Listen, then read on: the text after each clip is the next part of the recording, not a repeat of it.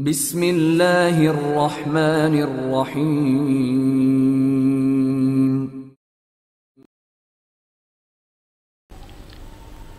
Treaty Imran series, مصنف مظہر کلیم M.A۔ Imran taxi سے اترا اور اس سے کرایہ دے کر 3 منزلہ عمارت کے مین گیٹ کی طرف بڑھ گیا۔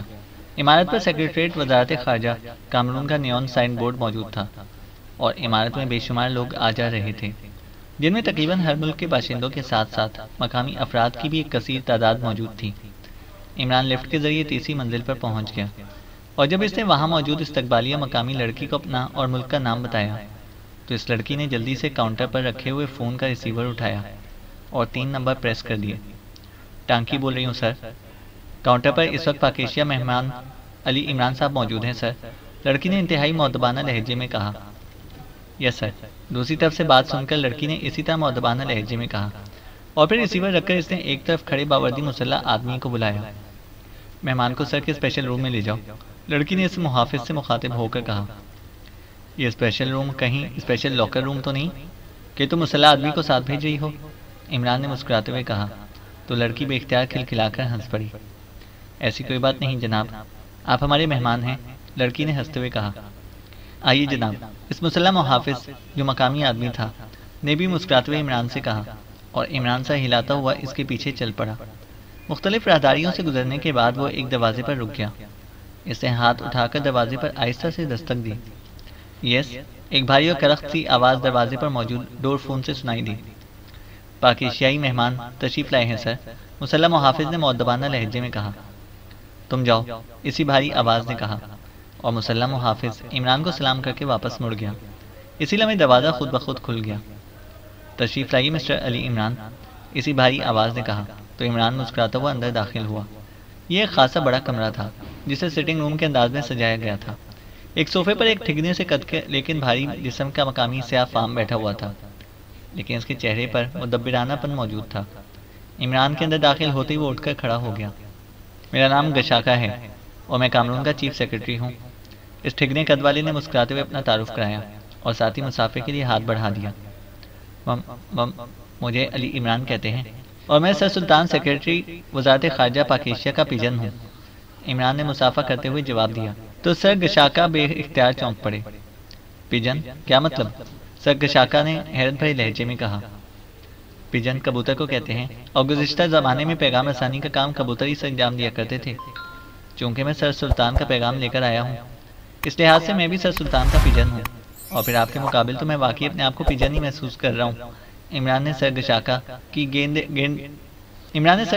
گینڈے جیسی جسامت پر بات کرتے ہوئے کہا تو سر گشاکا بے اختیار کھلکھلا کر ہنس پڑے۔ آپ واقعی دلچسپ باتیں کرتے ہیں، لیکن ویری سوری جناب، میرے پاس وقت بہت کم ہوتا ہے، سر گشاکا نے کہا۔ آپ مجھے حکم دیں، ہمارے پاس پاکیشیا میں سب سے فالتو چیز ہی وقت ہوتا ہے جو کاٹے نہیں کٹتا۔ آپ جتنا کہیں میں وقت آپ کو سپلائی کر سکتا ہوں۔ عمران آہستہ آہستہ اپنے مخصوص انداز میں آتا جا رہا تھا اور سر گشاکا کا ایک بار پھر کہکا نکل گیا۔ عمران نے کوٹ کی اندرونی جیب سے ایک لفافہ نکالا اور سر گشاکا کی طرف بڑھا دیا۔ سر گشاکا نے وہ لفافہ لیا اور اسے کھول کر اس میں موجود کاغذ نکالا اور اسے پڑھنا شروع کر دیا۔ ان کے چہرے پر گہری سنجیدگی طاری ہو گئی، اس لیے عمران بھی خاموش بیٹھا رہا۔ پیغام پڑھنے کے بعد سر گشاکا نے ایک طویل سانس لیا اور پھر کاغذ طے کر کے دوبارہ لفافے میں ڈالا اور لفافہ جیب میں ڈال دیا۔ مجھے سر سلطان کی وفات کا گہرا صدمہ پہنچا ہے، ان سے میرے انتہائی ذاتی تعلقات تھے، سر گشاکا نے انتہائی افسوس بھرے لہجے میں کہا تو عمران بے اختیار چونک پڑا۔ اس کے چہرے پر انتہائی حیرت کے تاثرات ابھر آئے تھے۔ کیا سر سلطان نے اس پیغام میں لکھا ہے کہ وہ وفات پا گئے ہیں؟ عمران نے کہا۔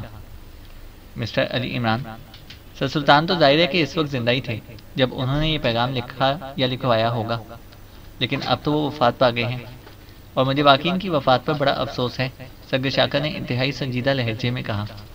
کیا کوئی اطلاع آئی ہے آپ کے پاس؟ عمران نے پریشان ہوتے ہوئے پوچھا۔ نہیں، لیکن جو اطلاعات میرے پاس ہیں میں ان کے حوالے سے بات کر رہا ہوں۔ ویسے تو حکومتیں اپنے اہم آدمیوں کی موت کو چھپائے رکھتی ہیں، اس لیے ہو سکتا ہے کہ ابھی تک سر سلطان کے بارے میں خبر کو بھی روک لیا گیا ہو، سر گشاکا نے کہا۔ معاف کیجیے سر گشاکا، اگر یہ مذاق ہے تو یہ انتہائی سنگین مذاق ہے، اور اگر یہ مذاق نہیں ہے تو آپ اس کی وضاحت کیجیے کہ آپ آخر کس بنیاد پر اس قدر حتمی بات کر رہے ہیں۔ عمران نے اس بار قدرے غصیلے لہجے میں کہا۔ کیا آپ کنفرم کر سکتے ہیں کہ سر سلطان زندہ ہے؟ سرگشاکا نے کہا۔ ہاں، کیوں؟ عمران نے چونک کر پوچھا۔ خدا کرے کہ وہ زندہ ہوں۔ اگر آپ کنفرم کر سکتے ہیں تو پلیز پہلے یہ کام کیجیے۔ سر سلطان میرے اتنے اچھے دوست ہیں کہ میں چاہتا ہوں کہ اللہ تعالیٰ انہیں طویل عمر عنایت کرے۔ ایسی صورت میں میرا وعدہ کہ مجھ تک جو اطلاعات پہنچی ہیں وہ سب میں آپ کو بتا دوں گا، لیکن اگر وہ وفات پا چکے ہیں تو پھر ان اطلاعات کے اوپن کرنے کا کوئی فائدہ نہیں، سرگشاکا نے کہا۔ تو عمران نے ہاتھ بڑھا کر فون کا ریسیور اٹھا لیا۔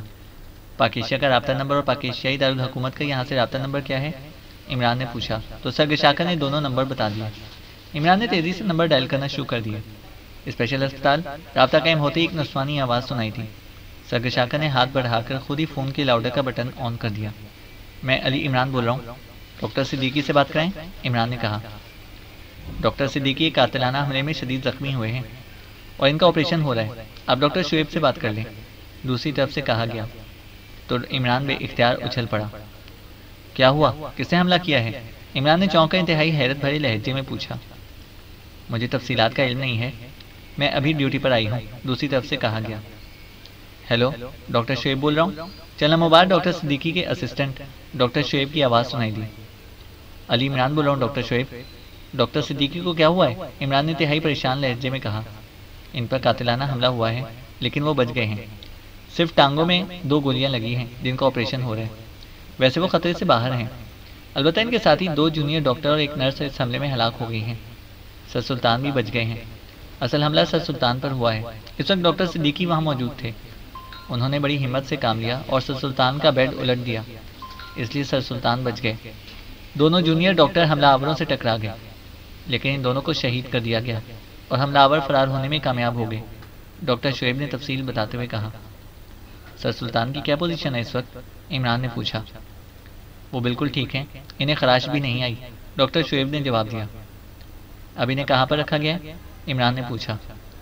انہیں چیف آف سیکرٹ سروس کے حکم پر رانا ہاؤس بھجوا دیا گیا ہے، آپ کے دونوں آدمی جوزف اور جوانا آئے تھے، وہ انہیں ساتھ لے کر گئے ہیں، ڈاکٹر شعیب نے جواب دیا۔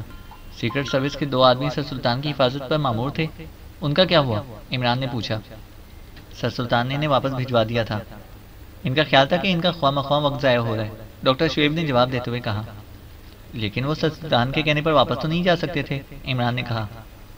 سر سلطان نے چیف سے کہا تھا اور چیف نے انہیں واپسی کا حکم دے دیا تھا، پھر وہ واپس چلے گئے تھے، دوپہر کو واپس گئے ہیں اور شام کو حملہ ہو گیا، ڈاکٹر شعیب نے کہا۔ ٹھیک ہے، شکریہ، عمران نے کہا اور کیڈل پر ہاتھ رکھ دیا۔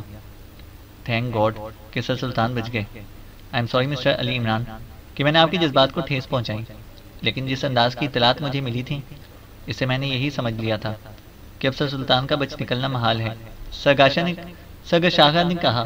تو عمران نے اس بات میں سر ہلا دیا اور پھر اسے ہاتھ اٹھا کر اس نے ایک بار پھر تیزی سے نمبر ڈائل کرنا شروع کر دیا۔ رانا ہاؤس، جوزف کی آواز سنائی دی۔ جوزف، میں علی عمران بول رہا ہوں، سر سلطان موجود ہیں یہاں پر؟ عمران نے بے چین سے لہجے میں کہا۔ یس باس، چیف کے حکم پر میں اور جوانا اسپیشل ہسپتال سے انہیں یہاں پر لے کر آئے ہیں، ہم نے حفاظتی انتظامات آن کر رکھے ہیں اور پوری طرح چوکنا ہے، دوسری طرف سے جوزف نے کہا۔ تو عمران نے اطمینان بھرا ایک طویل سانس لیا اور پھر ریسیور رکھ دیا۔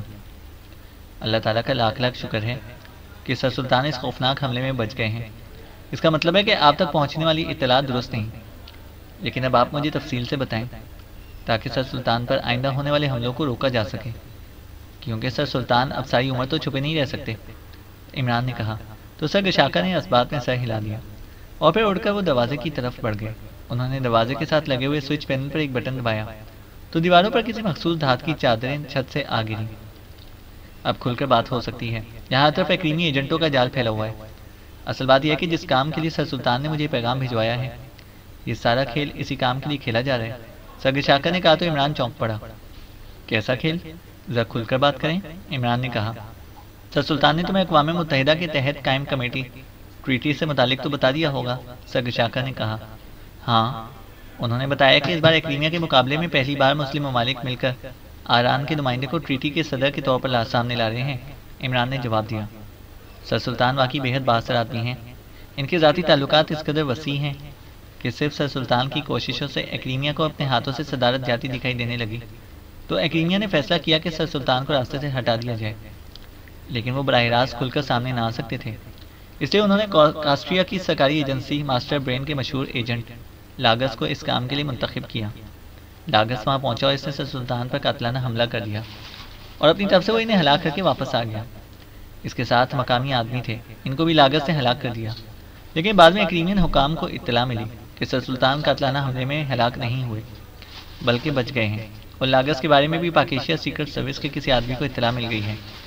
اس سے وہاں کے ایک مخبری کرنے والے آدمی بلیسٹر کے ذریعے لاگس کی موجودگی کی پڑتال کرائی۔ اس سے ایکریمین سمجھ گئے کہ پاک ایشیا سیکرٹ سروس اب قاتلوں کو تلاش کرے گی۔ انہیں یہ نقصان محسوس ہوا کہ سر سلطان بھی بچ گئے اور پاک ایشیا سیکرٹ سروس بھی پیچھے لگ گئی ہے، تو انہوں نے براہ راست حملے کا فیصلہ کیا تاکہ اصل کام پورا ہو سکے۔ چنانچہ اس بار انہوں نے ایکریمیا کی ایک خفیہ ایجنسی سیگر کا انتخاب کیا، اور سیگر کے انتہائی تیز ترین ایجنٹ ڈک کو اس کام پر مامور کیا گیا۔ ڈک اپنی اسسٹنٹ اور اسپیشل ایجنٹ اینی کے ساتھ سر سلطان کو ہلاک کرنے پاک ایشیا روانہ ہو گیا۔ میں ڈک اور اینی کی کارکردگی سے کسی حد تک واقف ہوں۔ یہ انتہائی تیز رفتاری سے کام کرتے ہیں اور آج تک انہیں کبھی اپنے مشن میں ناکامی نہیں ہوئی، اس لیے مجھے یقین تھا کہ اب تک سر سلطان اس حملے میں کام آ چکے ہوں گے، سرگشاکر نے کہا۔ تو عمران نے اس انداز میں سر ہلایا جیسے اب اسے سر سلطان پر ہونے والے حملوں کی اصل وجہ سمجھ میں آ گئی ہو۔ لیکن اس قدر تفصیلی معلومات آپ کو کیسے مل گئیں؟ عمران نے کہا تو سرگشاکر بے اختیار ہنس پڑے۔ امور مملکت چلانے کے لیے ہمیں ہر طرف سے باخبر رہنا پڑتا ہے۔ ایکریمیا کی ان ایجنسیوں میں ہمارے آدمی موجود ہیں، اور اسی طرح کاسٹریا کے ماسٹر برین میں بھی ہمارے آدمی موجود ہیں۔ ہمیں اطلاعات بہرحال ملتی رہتی ہیں، بالکل اس طرح جس طرح یہاں ایکریمین اور دوسرے ایجنٹ موجود ہوتے ہیں جن کا ہمیں باوجود کوشش کے علم نہیں ہو سکتا، سرگشاکر نے کہا۔ تو عمران نے اس بات میں سر ہلا دیا۔ لیکن سرگشاکر صاحب، اگر سر سلطان ہلاک بھی ہو جاتے تو اس کے باوجود بھی دوسرے مسلم ممالک تو موجود تھے، صرف سر سلطان ہی تو سارا کام نہیں کر سکتے تھے، اور ایکریمیا کو آخر سر سلطان ہی کو کیوں راستے کا روڑا نظر آیا؟ عمران نے کہا۔ لیکن اس سے پہلے کہ سرگشاکر عمران کی بات کا کوئی جواب دیتے، اچانک ان کی جیب سے ٹونٹوں کی ہلکی ہلکی آوازیں سنائی دینے لگیں۔ انہوں نے چونک کر جیب میں ہاتھ ڈالا اور ایک چھوٹا سا لیکن جدید ساخت کا ٹرانسمیٹر نکال لیا اور پھر اس کا بٹن آن کر دیا۔ جلنگو بول رہا ہوں، اوور، ایک آواز سنائی دی، لیکن بولنے والا قدیم افریقی زبان بول رہا تھا، شاید یہ ان کا مخصوص کوڈ تھا۔ سرگشاکر نے چونک کر عمران کی طرف دیکھا، لیکن عمران نے چہرے پر ایسے تاثرات نمودار کر لیے جیسے اسے یہ زبان نہ آتی ہو، حالانکہ وہ یہ زبان نہ صرف اچھی طرح سمجھ سکتا تھا بلکہ روانی سے بول بھی سکتا تھا۔ سرگشاکر نے جس انداز میں چونک کر اسے دیکھا تھا، اس سے عمران سمجھ گیا کہ سرگشاکر اس کال کو عمران سے خفیہ رکھنا چاہتے ہیں۔ شاید انہیں یہ خیال نہ تھا کہ بات کرنے والا جلنگو ہو سکتا ہے، اس لیے انہوں نے عمران کے سامنے کال ریسیو کر لی تھی، ورنہ وہ کسی اور کمرے میں بھی اٹھ کر جا سکتے تھے۔ گشاکر بول رہا ہوں، اوور، سرگشاکر نے بھی اسی زبان میں جواب دیتے ہوئے کہا۔ جناب، پاک ایشیا کے سیکرٹری وزارت خارجہ سر سلطان پر سیگر کا حملہ ناکام ہو رہا ہے، اوور، دوسری طرف سے کہا گیا۔ ہاں، مجھے اطلاع مل چکی ہے، پھر؟ اوور، سرگشاکر نے جواب دیا۔ وہ ساتھ ہی عمران کی طرف دیکھ رہے تھے، لیکن عمران ویسے ہی سپاٹ چہرہ لیے بیٹھا ہوا تھا جیسے اس کے پلے زبان کا ایک لفظ بھی نہ پڑ رہا ہو۔ جناب، ایک انتہائی اہم میٹنگ ہوئی ہے، اس میں ایک نیا لیکن انتہائی زبردست منصوبہ بنایا گیا ہے، اوور، دوسری طرف سے کہا گیا۔ کیا؟ اوور، سرگشاکر نے پوچھا۔ سر سلطان چونکہ اب غائب ہو چکے ہیں، اس لیے ان کے پیچھے بھاگنے کی بجائے اعلیٰ حکام نے سیگر کے چیف بروک کی تجویز پر ایک دوسرا پروگرام بنا لیا ہے۔ اس پروگرام کے مطابق جس روز امیدواروں نے اپنے اپنے کاغذات نامزدگی واپس لینے ہیں، اس روز سے ایک رات پہلے آرام کے امیدوار رضا مشہدی کو اغوا کر کے اس کی جگہ اپنا آدمی ڈال دیں گے، جو صبح کو رضا مشہدی بن کر اپنے کاغذات واپس لے لے گا۔ اور پھر یہ خفیہ طور پر طے پا گیا ہے کہ اس آدمی کو فوری طور پر روڈ ایکسیڈنٹ میں ہلاک کر دیا جائے گا۔ اس طرح کسی کو یہ معلوم نہ ہو سکے گا کہ اصل واقعہ کیا ہوا ہے، اور ایکریمیا کا امیدوار بلا مقابلہ صدر بن جائے گا اور اسد رضا مشہدی کو پہلے ہی ہلاک کر دیا جائے گا، اوور، دوسری طرف سے کہا گیا۔ کیا اس منصوبے کی حتمی منظوری دے دی گئی ہے؟ اوور، سرگشاکر نے پوچھا۔ جی ہاں، اوور، دوسری طرف سے جواب دیا گیا۔ لیکن جس طرح ہمیں اس منصوبے کا علم ہو گیا ہے، اس طرح ایران والوں کو بھی تو اس کا علم ہو سکتا ہے، اوور، سرگشاکر نے کہا۔ سر، یہ سب کچھ ٹاپ سیکرٹ کیا گیا ہے اور ایسے انتظامات کر لیے گئے ہیں کہ اس کا علم ایران یا کسی مسلم ملک کو نہ ہو سکے۔ مجھے تو اس لیے اطلاع مل گئی ہے کہ سیگر میں ہمارا آدمی انتہائی اہم ترین پوسٹ پر ہے، اوور، دوسری طرف سے کہا گیا۔ ٹھیک ہے، خیال رکھنا کسی کو یہ معلوم نہ ہو سکے کہ ہمیں اس کا علم ہو گیا ہے، ورنہ کرینیا کا عذاب ہمارے ملک پر ٹوٹ پڑے گا۔ اوور، سرگشاکا نے کہا۔ میں سمجھتا ہوں جناب۔ اوور، دوسری طرف سے جواب دیا گیا۔ اوور اینڈ آل، سرگشاکا نے کہا اور پھر ٹرانسمیٹر آف کر کے اپنی جیب میں ڈال دیا۔ معذرت خواہ ہوں، پرائیویٹ کال تھی، سرگشاکا نے مسکرا کر عمران سے مخاطب ہو کر کہا۔ یس سر، ویسے آپ سر سلطان کے نام اگر کوئی پیغام دینا چاہیں تو دے دیں تاکہ میں واپس جا سکوں، عمران نے کہا۔ سر سلطان کو میرا سلام دے دیں اور نئی زندگی پر مبارکباد بھی، ساتھ ہی کہہ دیں کہ ان کے حکم کی تعمیل ہوگی، سرگشاکا نے کہا۔ اوکے، شکریہ، اب مجھے اجازت، عمران نے کہا۔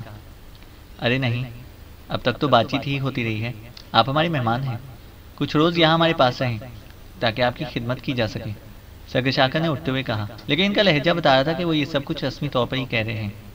بے حد شکریہ سرگشاکا، سر سلطان پر اس قاتلانہ حملے نے مجھے بے چین کر دیا ہے، اس لیے مجھے فوری طور پر واپس پہنچنا ہے، عمران نے بھی اٹھتے ہوئے کہا۔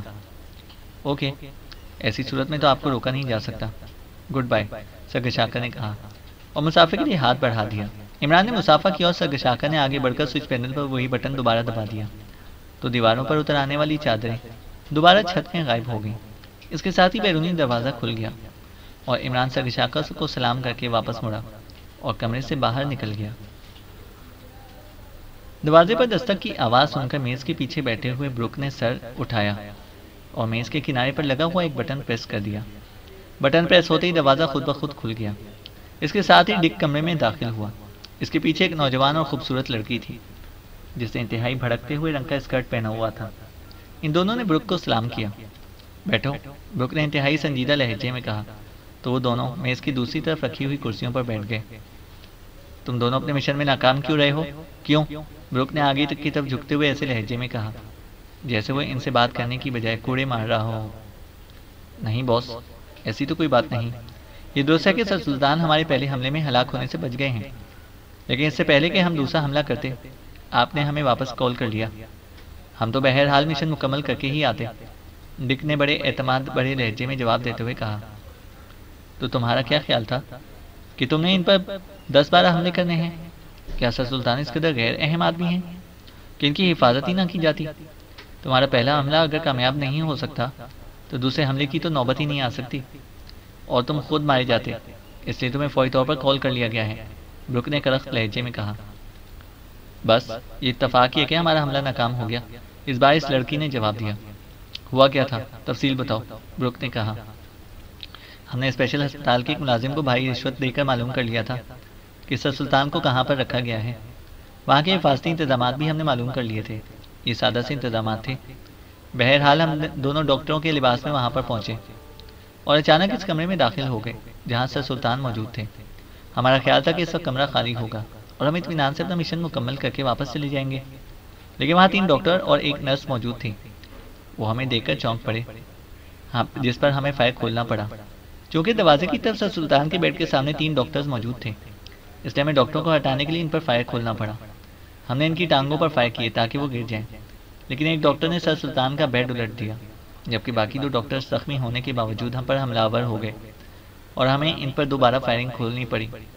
اس دوران باہر سے ہمیں آوازیں سنائی دیں تو ہمیں وہاں سے فرار ہونا پڑا، ورنہ ہم مارے جا سکتے تھے، ڈک نے تفصیل بتاتے ہوئے کہا۔ تم نے ان کی ٹانگوں پر فائر کیوں کھولا؟